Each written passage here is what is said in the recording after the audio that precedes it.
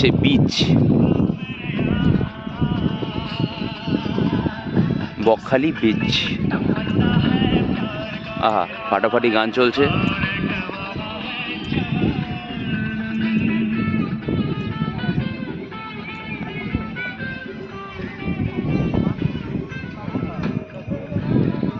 চলো এগিয়ে যাই সামনের দিকে। Good morning, very good morning. একটা সুন্দর সকাল, আর হতে চলেছে একটা ফাটাফাটি রাইড। তো থাম্বনেল দেখে আশা করি তোমরা বুঝতে পেরে গেছো যে কি ভিডিও আসতে চলেছে। তো এখন সময় সকাল 8টা। এখানে আর বেশি কথা বাড়াবো না, চলো দেখা হচ্ছে বাইক সেটআপে। আপাতত টাটা, বাই। জয় মা তারা, জয় মা তারা, জয় গুরু বামদেব, হর হর মহাদেব। ভিডিওটা শুরু করলাম আমতলা থেকে। গাড়িটা ফুয়েল আপ করতে হবে রাজারহাটের পরে, শিরাকলের আগে এই জিও পেট্রোল পাম্প থেকে। তো গাড়িতে পেট্রোল নিয়ে নেবো, 700 টাকার পেট্রোল নিলাম।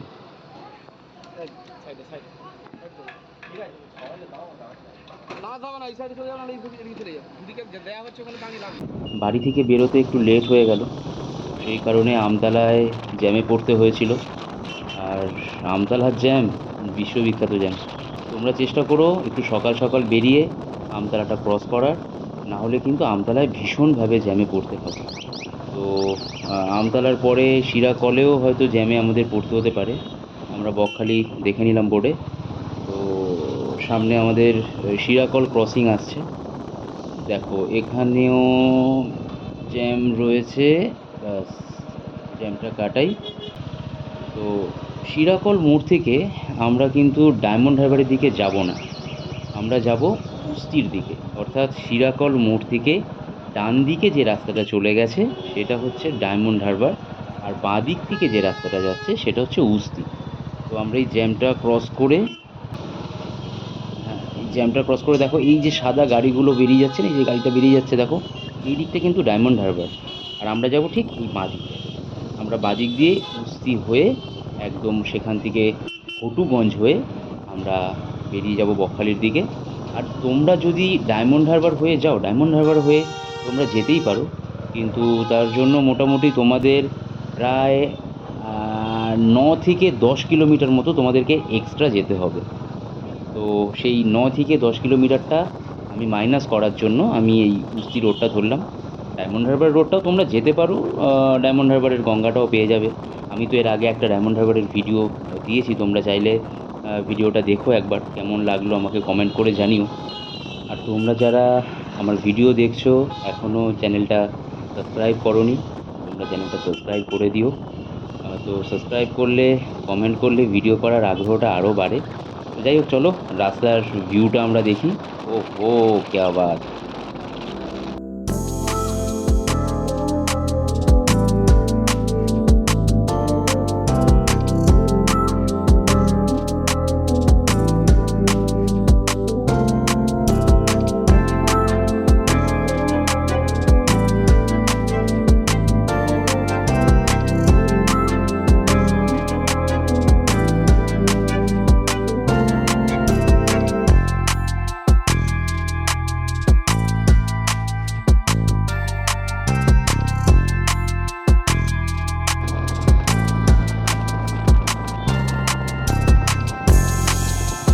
মগরাহাট, কাকদ্বীপ, গঙ্গাসাগর, লক্ষ্মীপুর। আমরা কাকদ্বীপের দিকে যাব।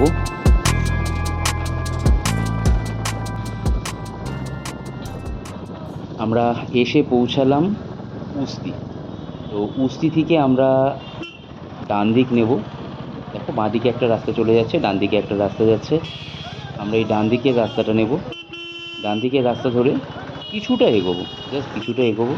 এদিকে দেখেছো তো এখন ওই ডিজেল অটোগুলো কিন্তু চলছে, বেশ ভালো লাগে গাড়িগুলো। তো যাই হোক, এই রাস্তা ধরে তোমরা যদি সোজা চলে যাও তাহলে কিন্তু তোমরা গিয়ে ডিএইচ রোডে গিয়ে আবার কানেক্ট হবে। তো আমরা সোজা যাব না, আমরা জাস্ট কিছুটা এগোবো।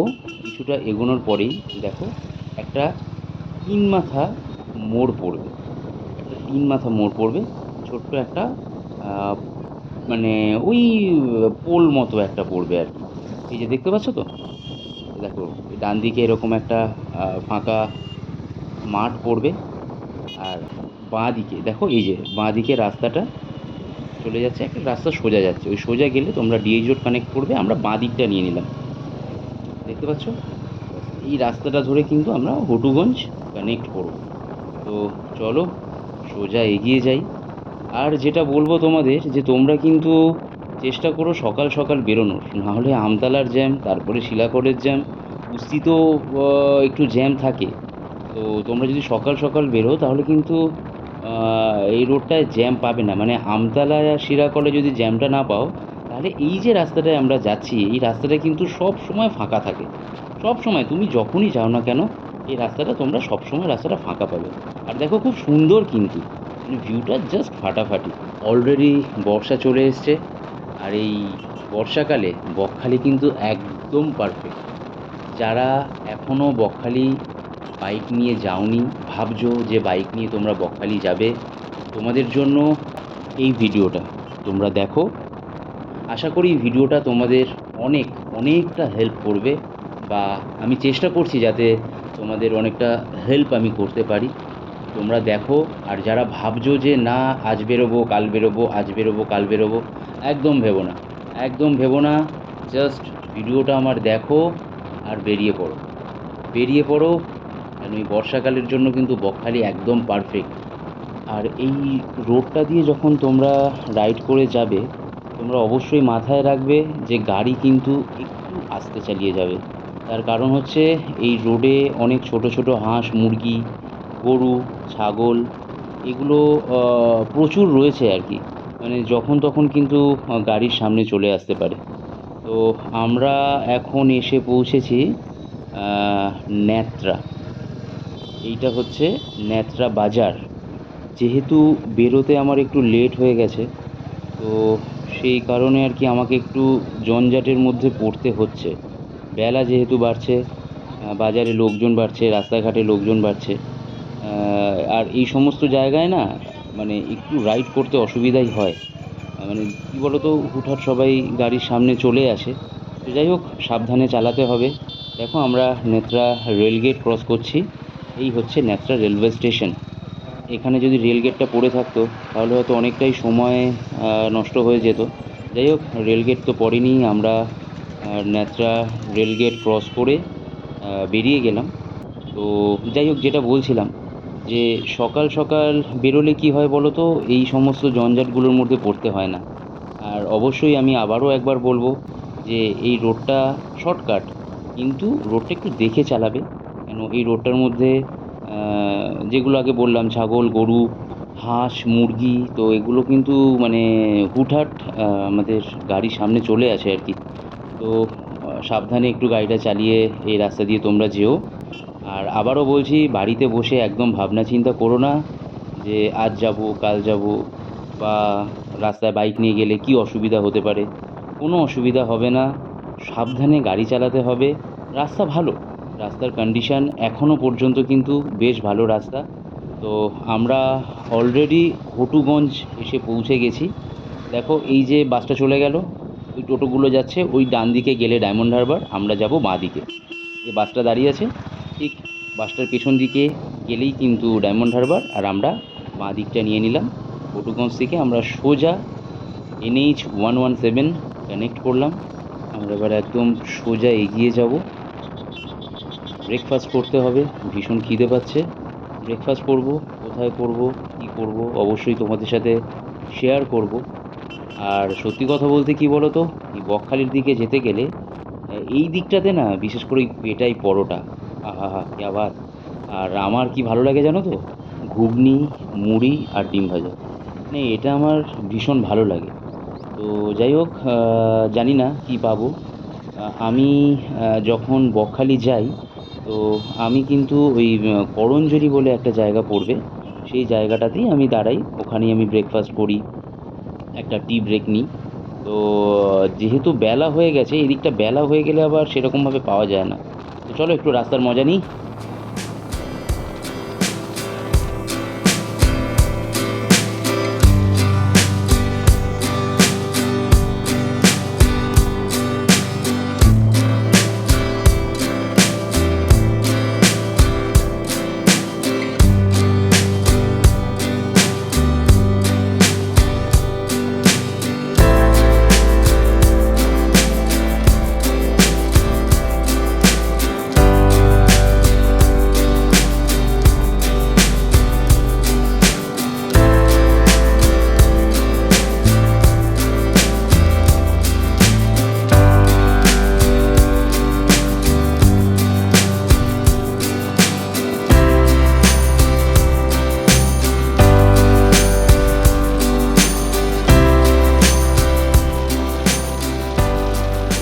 সত্যি চারিদিকটা কত সুন্দর, মনে একটা আলাদা শান্তি এনে দিচ্ছে।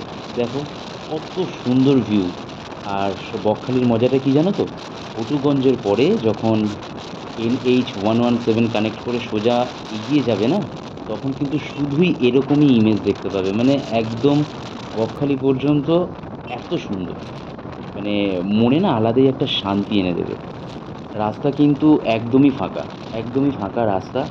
আমি গাড়ি মোটামুটি খুব একটা বেশি জোরে যাচ্ছি না, ওই ৮০, ৬০ এরকম, মানে কি ৬০, ৭০, ৮০ এরকম আমি গাড়ির স্পিড মেনটেন করছি। তো তোমাদেরও খুব একটা বেশি গাড়ি জোরে চালিয়ে যাওয়ার দরকার নেই। রাস্তাটা কিন্তু খুব বেশি চওড়া রাস্তা নয়, আর খুব ভালো রাস্তা আমি বলবো না, মাঝে মধ্যে একটু আধটু পটলস রয়েছে রাস্তায়। তোমরা একটু গাড়ি দেখে চালিও, সাবধানে চালিও, যেহেতু বর্ষাকাল, তো রাস্তায় কিন্তু বৃষ্টির হলে রাস্তায় পটলস বাড়তে থাকে। এখন যে জায়গাটা আমরা ক্রস করছি এটা হচ্ছে কুলপি। ব্যাস, আবারও একটু জ্যামে পড়তে হলো। জ্যামটা ক্রস করব, জ্যামটা ক্রস করে আবার তোমাদের সাথে কথা বলছি। তোমরা চাইলে এখানেই ব্রেকফাস্ট করে নিতে পারো। এছাড়াও সামনে নিশ্চিন্তপুর রয়েছে, ওখানেও বেশ কিছু তোমরা দোকান পেয়ে যাবে যেখানে তোমরা ব্রেকফাস্ট করতে পারো। এই রুটে কিন্তু ধাবা নেই, মানে ধাবা নেই বললেই চলে, আছে হয়তো একটা দুটো। তোমরা চাইলে ধাবাতে ব্রেকফাস্ট করে নিতেই পারো।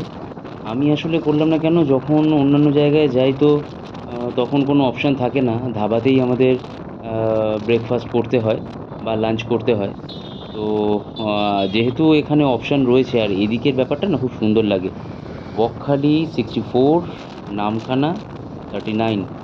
তো যাই হোক, যেটা বলছিলাম, তোমরা এই রাস্তায় ব্রেকফাস্ট করার মতো অনেক ছোট ছোট দোকান পেয়ে যাবে যেখানে তোমরা বসে ব্রেকফাস্ট করতে পারো। ওই পেটাই পরোটা, ডিম টোস্ট, তারপরে যেটা বললাম মুড়ি, ঘুগনি, ডিম ভাজা, আরও অনেক কিছু, মোটামুটি এই জিনিসগুলো তোমরা এখানে পাবেই, ম্যাক্সিমাম দোকানে এই জিনিসগুলো পেয়ে যাবে। তো ঘড়িতে সময় এখন 9টা 10। আমরা এসে পৌঁছে গেছি করঞ্জলি, যে জায়গাটার কথা আমি বলেছিলাম যে আমি বকখালি যাওয়ার পথে বা ফেরার পথে কিন্তু এখানেই একটা ছোট্ট একটা ব্রেক নিই, কেন বকখালি যাওয়ার পথে আমি একবারই দাঁড়াই, তো সেটা আমি এখানেই দাঁড়াই। আমি তোমাদেরকে জায়গাটা অবশ্যই দেখিয়ে দেবো। তোমরা চাইলে কিন্তু এখানেও তোমরা ব্রেকফাস্ট করতে পারো, বা ফেরার পথেও এখানে দাঁড়িয়ে একটা ছোট্ট টি ব্রেক নিতে পারো। আমি জায়গাটা দেখিয়ে দেবো, আমি গাড়ি থেকে নেবে অবশ্যই চারপাশটা একবার দেখিয়ে দেবো যে কোন জায়গাটায় আমি দাঁড়াই, তো সেই দোকানটা কোনটা সেটা আমি অবশ্যই দেখাবো। দেখো আমরা চলে এসেছি, এই বাঁদিকেই দোকানটা পড়বে, সুকুমার টি স্টল, যেখানে তো সুকুমার টি স্টল। তো আমি চারিদিকটা একটু ঘুরে দেখিয়ে দেবো। দেখো এই যে টোটোগুলো রয়েছে, ঠিক পেছনেই নীল রঙের ওই যে সেট একটা দেখা যাচ্ছে, ওটা কিন্তু মাছ বাজার। মানে তোমরা যদি বকখালি থেকে বাড়ি ফেরার পথে একটু সকাল সকাল আসো, তোমরা কিন্তু এখান থেকে মাছ কিনে নিয়ে বাড়ি ফিরতে পারবে। সমুদ্রের সব রকম মাছ কিন্তু ওখানে পাওয়া যায়। পরে কখনো একটা ভিডিওতে আমি তোমাদেরকে মাছ বাজারটা দেখানোর চেষ্টা করবো যে কী কী মাছ পাওয়া যায়। তো দোকানটা দেখে রাখো, এই ভাইকে চিনে রাখো, ভাই সবসময় থাকে।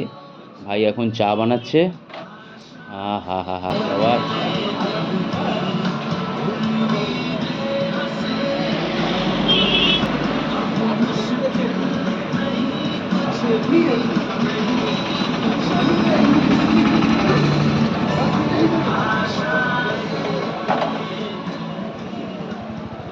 চলো, ব্রেকফাস্ট কমপ্লিট, কিন্তু আশাটা আমার আশাই রয়ে গেল।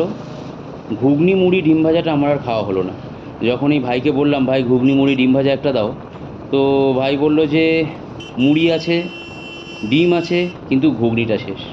ভাবো, সকাল 9টা 10-এ কিন্তু আমি অলরেডি পৌঁছে গেছিলাম করঞ্জলি, তো এখানে কিন্তু সকাল 9টা বাজে, সে মানে এর মধ্যেই ঘুগনি শেষ।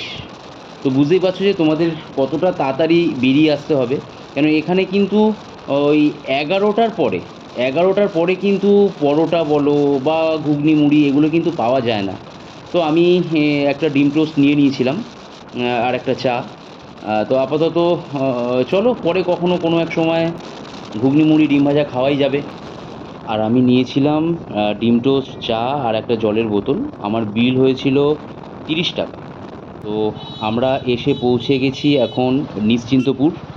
আমি তোমাদের এর আগেই বলেছিলাম যে তোমরা চাইলে নিশ্চিন্তপুরেও ব্রেকফাস্ট করতে পারো।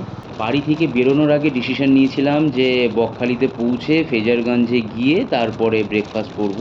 কিন্তু রাস্তায় একটু ডিসিশনটা চেঞ্জ করলাম যে না, করঞ্জলিতেই ব্রেকফাস্ট করে তারপরে বকখালি পৌঁছাবো, একবার একটা ছোট্ট একটা ব্রেক নেব। তো এখন আমরা যেখানে এসে পৌঁছেছি, দেখো এইখান থেকে 3.5 কিলোমিটার কাকদ্বীপ, 43 কিলোমিটার বকখালি, আর গঙ্গাসাগর মাত্র 36 কিলোমিটার। এই যে ডান দিকে রাস্তাটা চলে গেছে দেখছো, দেখো আমি ভালো করে দেখাচ্ছি, তোমরা একটু ভালো করে দেখে নাও। এই ডান দিকের রাস্তাটা, এই ডান দিকের রাস্তাটা কিন্তু সোজা একদম তোমাদের নিয়ে চলে যাবে গঙ্গাসাগর। আর আমরা চলে যাচ্ছি সোজা, ডান দিকের রাস্তাটা গঙ্গাসাগর আর আমরা একদম সোজা চলে যাব বকখালি। এই যে NH117, এই রাস্তাটা কিন্তু একদম বকখালির বিচে গিয়েই কিন্তু শেষ হয়েছে। এই রাস্তার কিন্তু আর কোনো ডান দিক নেই, বাঁ দিক নেই।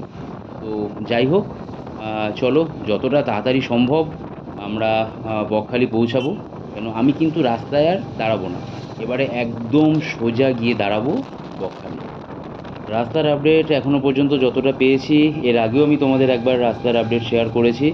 তো এখনও তারপর থেকে এখনও পর্যন্ত যতটা রাস্তার আপডেট পেয়েছি, রাস্তা আমি খুব ভালো বলবো না। মোটামুটি রাস্তার মধ্যে কিন্তু প্রচুর পটলস রয়েছে। কেন এখন বর্ষাকাল, বর্ষাকালে তো রাস্তা খারাপ হয়, পিচের রাস্তা বর্ষাকালে অনেকটাই খারাপ হয়ে যায়। তোমরা একটু দেখে চালাবে। আর এই রাস্তায় কিন্তু টোটো প্রচুর, মানে এই নিশ্চিন্তপুরের পর থেকে যখন তোমরা এগিয়ে যাবে কাকদ্বীপ, তারপরে কাকদ্বীপ পর্যন্ত মোটামুটি বেশ ভালো টোটো পাবে। তো তোমরা এইটুখানি রাস্তা কিন্তু একটু সাবধানে গাড়ি চালিয়ে যাবে, টোটোগুলো যায়, রাস্তা তো খুব বেশি বড় না। তো আমরা এখন এসে পৌঁছেছি কাকদ্বীপ। এটা হচ্ছে কাকদ্বীপ ক্রসিং। আর এই ক্রসিং থেকে আমরা লেফট টার্ন নিলাম। আহ, কাকদ্বীপেও কিন্তু আমরা একটু জ্যাম পেলাম, এখানেও এদিকে আমরা হালকা জ্যাম, এদিকে একটু জ্যাম পেলাম। খুব বেশি জ্যাম কাকদ্বীপে আমাদের পড়তে হয়নি, হালকা একটু জ্যামে পড়তে হয়েছিল। তো কাকদ্বীপ থেকে বকখালির ডিস্টেন্স কিন্তু আর খুব বেশি দূর নয়, কাছাকাছি। এরপরেই নামখানা, তারপরেই আর কি আমরা বকখালিতে ঢুকে যাব। তো যাই হোক, আর একটা জিনিস মানে যেটা ভীষণ ভীষণ ভীষণ ভালোভাবে পাবে এই বর্ষাকালে, মাছ, বিভিন্ন রকমের মাছ তোমরা এই বকখালির বিচে পেয়ে যাবে। তো আর একটা জিনিস কি বলো তো, মানে দীঘায় যে মাছগুলো মানে যখন ফ্রাই হয় সেখানে কি হয় বলো তো, একটা দেখবে কেমন একটা স্মেল আসে। কিন্তু বকখালিতে একদম টাটকা, মানে মাছগুলো পুরো দেখবে একদম টাটকা মাছ সাজানো থাকে।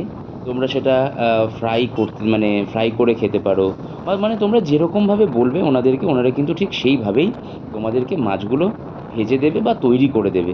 শুধু মাছ বলবো না, মানে বিভিন্ন রকমের আরও ওই অক্টোপাস, হ্যাঁ, আরও বিভিন্ন রকমের জিনিস পাবে, ছোট ছোট ইলিশ, আহ, যেভাবে বলবে ওদেরকে, ওনারা কিন্তু একদম সেইভাবেই তোমাকে বানিয়ে দেবে তোমাদের। রাস্তাটা দেখো, জাস্ট ফাঁকা রাস্তা, মেঘলা ওয়েদার, জাস্ট ফাটিয়ে লাগছে রাইড করতে, এত ভালো লাগছে, এত ভালো লাগছে। আর তোমরা যারা এখনও ভাবছো, ভিডিওটা দেখছো যে বেরোবো বেরোবো, ব্যাস ভেবো না, বেরিয়ে পড়ো।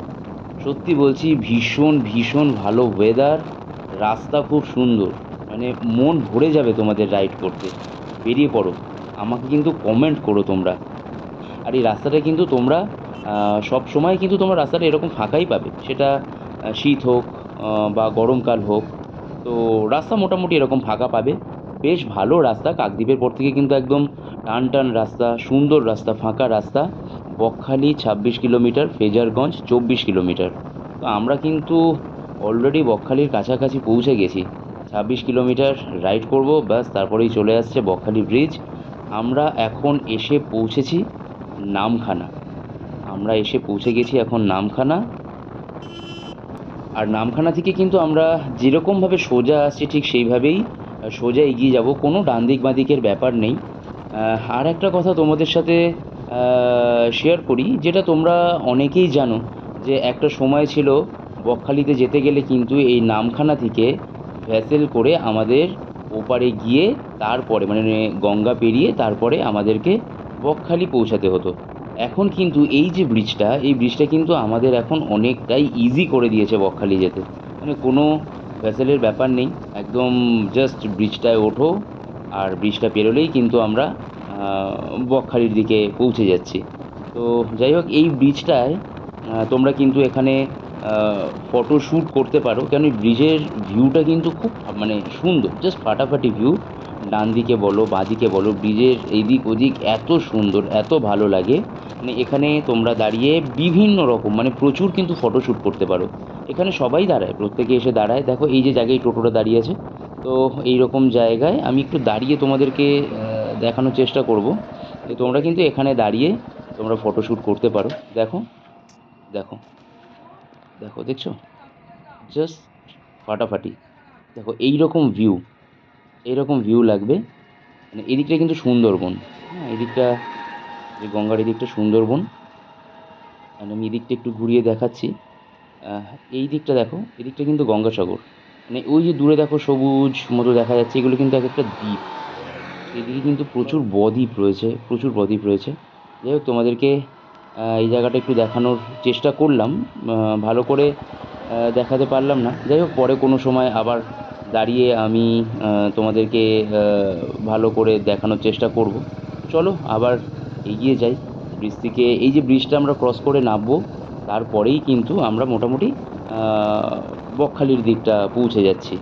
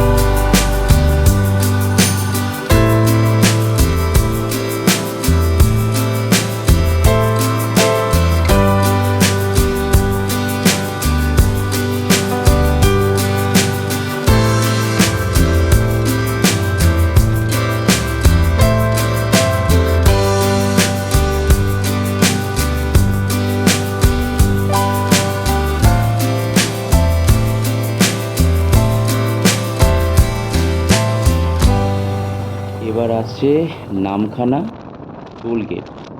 তো জানো তো যে বাইকের জন্য কোনো টোল লাগে না, পুরো ফ্রি। তো আমরা একদম সাইড দিয়ে বেরিয়ে যাব। দেখো এই যে গাড়িগুলো যাচ্ছে, এদেরকে কিন্তু টোল দিতে হবে, আর আমাদের কিন্তু কোথাও কোনো টোল দিতে হবে না, বাইকের জন্য টোল ফ্রি। টোল গেট, আমরা টোল গেট থেকে বেরিয়ে গেলাম। এই জায়গাটাও কিন্তু বেশ সুন্দর, মানে খুব ভালো লাগে। টোল গেটটা ক্রস করার পরে ভিউটা আরও সুন্দর হয়ে যায়, মানে বকখালির দিকে যত এগিয়ে যাবে না তত সুন্দর লাগে। দেখো কত সুন্দর, কত ভালো লাগছে। বকখালি 24 কিলোমিটার আর ফ্রেজারগঞ্জ 22 কিলোমিটার। আমরা অলমোস্ট বকখালির কাছাকাছি পৌঁছে গেছি, আর বেশিক্ষণ সময় লাগবে না পৌঁছাতে। তো আরও দুটো জিনিস আমি তোমাদেরকে দেখাবো, যে এই রাস্তা দিয়ে যেতে গেলেই কিন্তু মৌসুমী আইল্যান্ড, তোমরা আশা করি শুনেছো সবাই। তো এই রাস্তাতেই কিন্তু যেতে গেলে আমাদের মৌসুমী আইল্যান্ডের রাস্তাটা পড়বে, যেটা এই 7 মাইল ব্রিজ, 7 মাইল ব্রিজের পরেই চলে আসছে তোমার 8 মাইল, তারপরে 9 মাইল, তারপরে 10 মাইল। মানে এই কটা প্রত্যেকটা কিন্তু জায়গার নাম। মানে 7 মাইল একটা জায়গা, একটা ক্রসিং। ক্রসিং মিন্স এই রোডের মধ্যেই যেতে গেলে তোমাদের রাস্তাটার নাম পড়বে 7 মাইল, তারপরে 8 মাইল, তারপর 9 মাইল, তারপরে 10 মাইল। 10 মাইল থেকে ডান দিক চলে গেলেই কিন্তু মৌসুমী আইল্যান্ড। আমি অবশ্যই তোমাদের রাস্তাটা দেখানোর চেষ্টা করব। আর এই রাস্তা থেকেই যখন তোমরা 10 মাইল থেকে মৌসুমী আইল্যান্ড যেতে গেলে 3 কিলোমিটার, 3 কিলোমিটার ভেতরের দিকে গেলেই কিন্তু তোমরা একটা গঙ্গা পেয়ে যাবে। সেই গঙ্গাটা পেরিয়ে তোমাদের কিন্তু মৌসুমী আইল্যান্ড পৌঁছাতে হবে।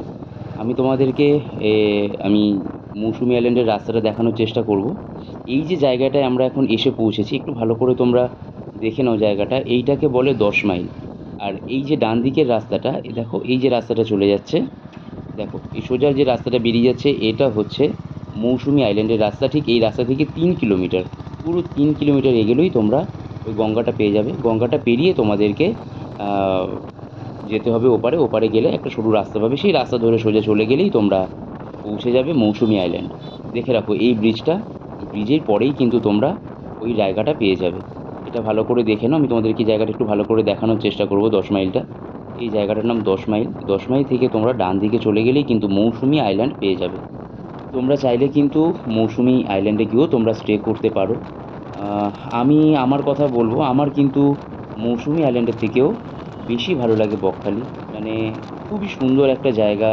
আর আমার খুব বেশি গ্যাঞ্জাম খুব বেশি পছন্দ না, ভিড়ভাট্টা খুব বেশি পছন্দ না। তো বকখালি কিন্তু খুব বেশি ভিড়ভাট্টা পাবে না, ফাঁকা ফাঁকা। ভালো লাগবে, মানে আমার ভীষণ ভালো লাগে। কেন, আমার খুব একটা ভিড়ভাট্টা বেশি ভালো লাগে না। তো সেই জন্য আমি তোমাদেরকে বলবো, তোমরা চাইলে মৌসুমী আইল্যান্ডেও থাকতে পারো, কিন্তু বকখালি বেস্ট। কেন, ওখানে যেটা বললাম, যেটা আমার ভীষণ ভালো লাগে, সন্ধ্যের পরে ওখানে চেয়ার পাতা থাকে বিচে। সেই চেয়ারে 10 টাকা না 20 টাকা করে বোধহয় নেয়, সেটা আমি কনফার্ম বলতে পারছি না, তবে ঘন্টায় 10 টাকা বা 10 টাকা 20 টাকা এরকম একটা টাকা নেয়। তো তারপরে তো মাছ ভাজা, ব্যাস, মানে কিছু বলারই নেই।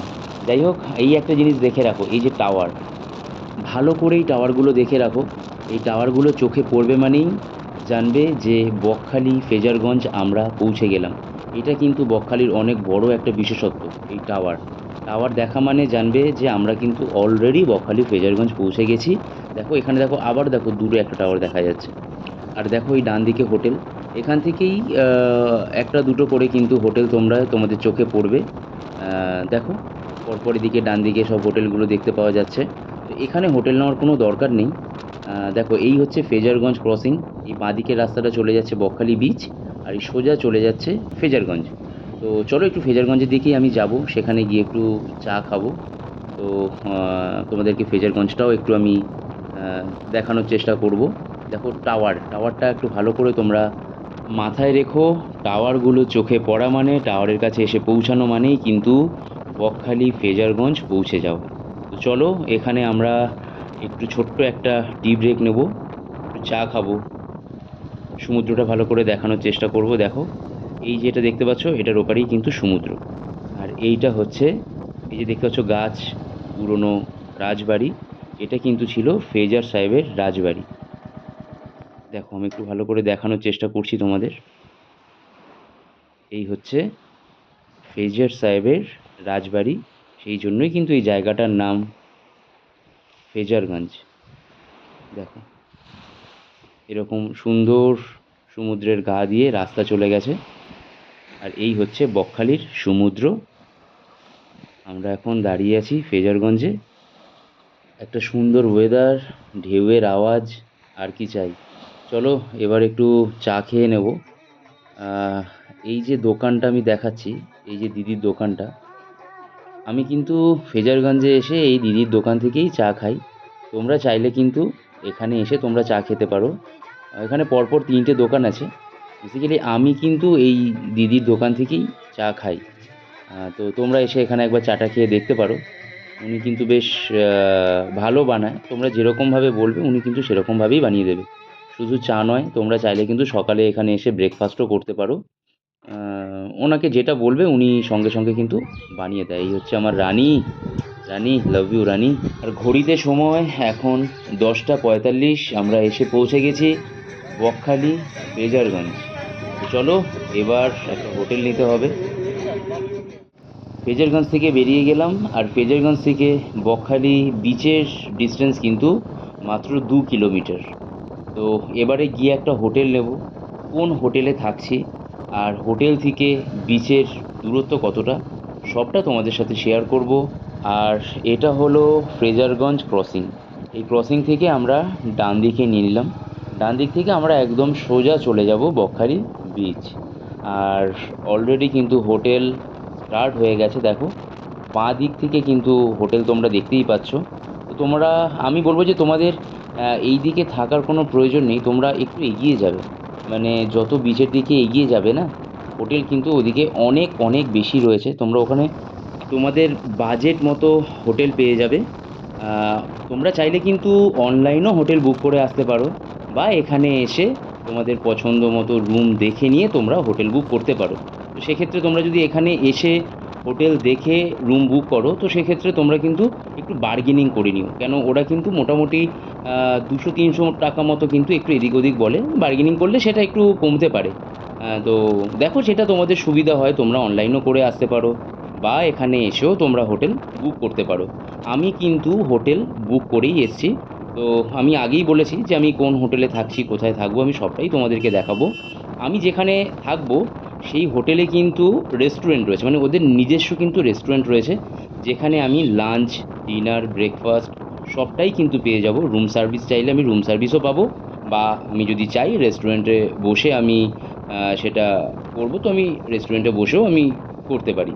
তো আমি যে হোটেলটা বুক করেছি, দেখো এই যে হোটেলটা দেখতে পাচ্ছ, বলাকা লজ। দেখে নাও একটু ভালো করে।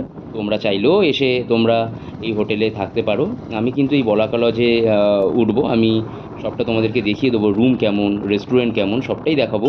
আর একটা কথা বলি, বলাকা লজ থেকে দেখো আমি এখন যেটা বেরিয়ে চলে যাচ্ছি সোজা, আমি কিন্তু লজ থেকে সোজা বেরিয়ে চলে যাচ্ছি শুধুমাত্র তোমাদেরকে বিচটা দেখাবো বলে, যে লজ থেকে বিচের ডিস্টেন্স কতটা। আর লজ থেকে বিচের ডিস্টেন্স হলো মাত্র 200 মিটার। সোজা বেরিয়ে চলে এলাম, তোমাদেরকে এই জায়গাটা দেখিয়ে নিয়ে তারপরে আমি আবার লজের দিকে ব্যাক করব, করে আমি তোমাদেরকে রুম, হোটেলের রিসেপশন সবটাই আমি তোমাদেরকে দেখাবো। দেখো অলরেডি কিন্তু আমি পৌঁছে গেছি বিচ, মানে NH-117 কিন্তু কমপ্লিট, আর দেখো এই দেখো বিচ শুরু। তো চলো গাড়ি ঘুরিয়ে নিচ্ছি, এবারে যাব হোটেল। আমরা কিন্তু চলে এসেছি আমাদের হোটেল বলাকা লজ। তো আমি এখন যাব রিসেপশনে। এটা হচ্ছে বলাকা লজের রিসেপশন। এই হচ্ছে আমাদের ভাই বলি, অন্য কিছু দিয়ে পরিচয় দেব না। তো ভাই কিছু বলবে? ভাই তো অনেক ছোট তো। খুব ভালো ছেলে, খুবই ভালো ছেলে। ঠিক আছে, চলো বাকিটা আমি রুমটা দেখাচ্ছি। এটা আমাদের রিসেপশন রয়েছে।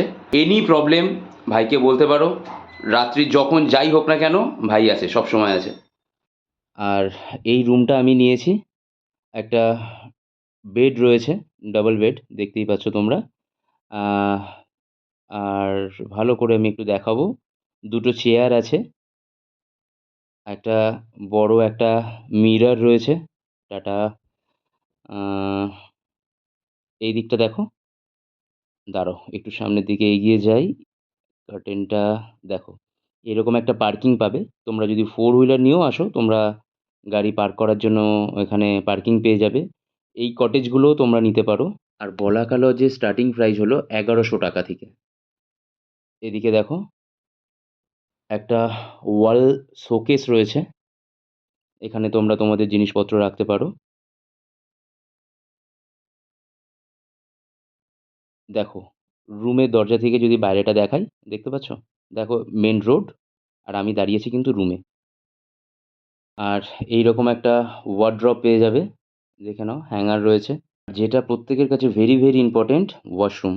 দেখো এরকম একটা ওয়াশরুম পেয়ে যাবে, শীতকালে চাইলে তোমরা গিজার পেয়ে যাবে।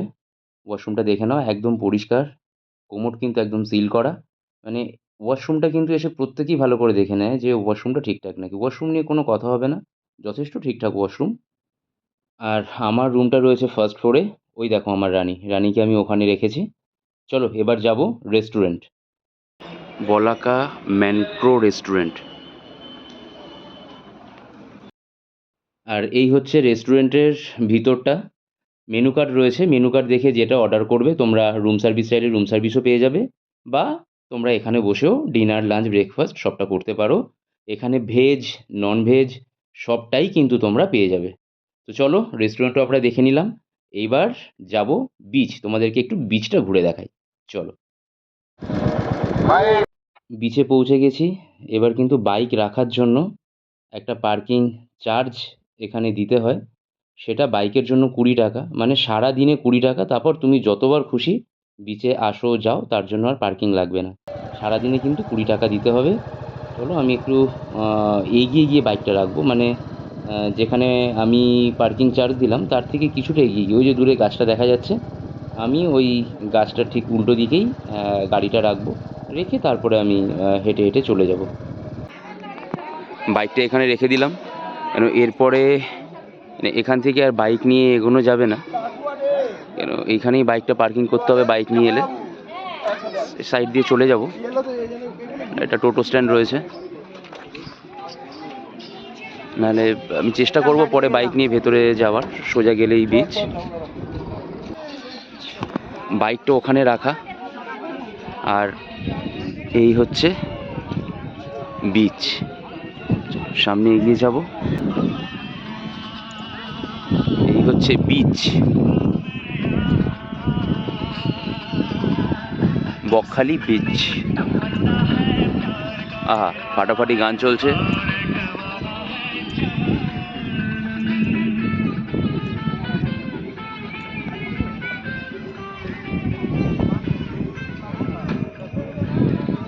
চলো এগিয়ে যাই সামনের দিকে। আর এই চেয়ারগুলো দেখছো তো, এই চেয়ারগুলোই বলেছিলাম, এগুলো ঘন্টায় 20 টাকা করে। ঘন্টায় কিন্তু 20 টাকা করে দিলে তোমরা চেয়ারে বসে থাকতে পারো। চলো ভাই, জলটা পেরোতে হবে। এটা আবার জল ভরে গেলে ওপারটা কিন্তু এরকমই থাকবে। এটা জল অনেকটা বেড়ে যায়, বেড়ে গেলে এপারে মোটামুটি 1 কোমর পর্যন্ত জল বেড়ে যায়। এটা পেরিয়ে ওপারে যাব। চলো, এই নতুন একটা দেখছি বাঁশের সাঁকো মতো করে দিয়েছে, দেখো সবাই পেরোচ্ছে। এটা পেরোতে হবে।